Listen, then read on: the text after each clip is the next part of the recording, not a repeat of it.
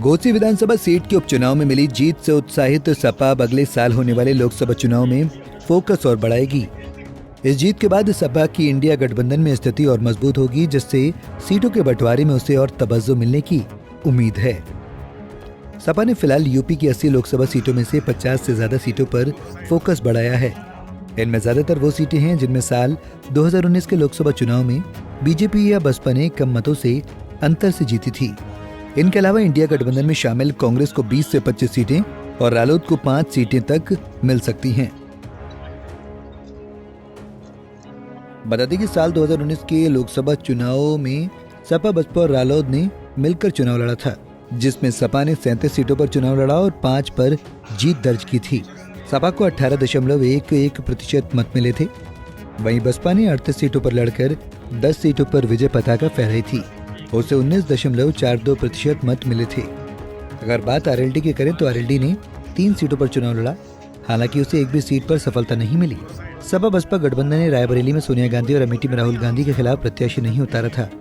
इस बार सपा विपक्षी गठबंधन इंडिया के साथ है, लेकिन वर्तमान में इस गठबंधन में बसपा शामिल नहीं है। बता दें कि सपा ने 2019 के चुनाव में 37 लोकसभा सीटों में से 5 मुरादाबाद, रामपुर, संभल, मैनपुरी और आजमगढ़ में जीत दर्ज की थी। इसके साथ ही वो 31 सीटों पर दूसरे स्थान पर रही थी। हालांकि बाद में रामपुर और आजमगढ़ लोकसभा सीट के उपचुनाव में सपा हार गई थी। अब वर्तमान में सपा के पास 3 लोकसभा सीटें ही रह गई हैं। चुनाव जीतने वाली सीटों के अलावा नंबर 2 में रहने वाली सीटों के साथ ही 2019 के गठबंधन में बसपा के खाते में गई 38 सीटों में भी सपा कई सीटों पर 2024 के चुनाव में बड़ी तैयारी से उतरने जा रही है।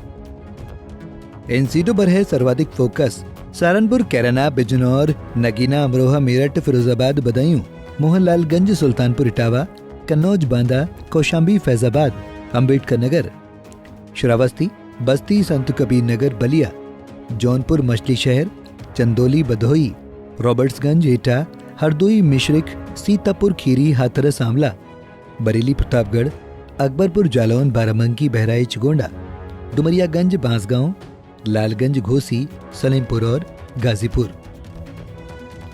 अब देखना होगा कि इन सीटों में समाजवादी पार्टी को कितना फायदा पहुंचता है, क्योंकि बसपा और बीजेपी दोनों ही पार्टियां अखिलेश के रथ को रोकने की कोशिश करेंगी। बीजेपी तो पहले से ही यूपी की 80 में से 80 सीट जीतने का दावा कर रही है। फिलहाल तो यही है कि सपा बस अपने मिशन में जुट गई है ताकि उसे जीत हासिल हो सके। Bureau report, Punjab Kesari TV. हमसे जुड़े रहने के लिए हमारे YouTube चैनल को सब्सक्राइब करें और नई वीडियो की नोटिफिकेशन के लिए बेल आइकॉन को दबाएं।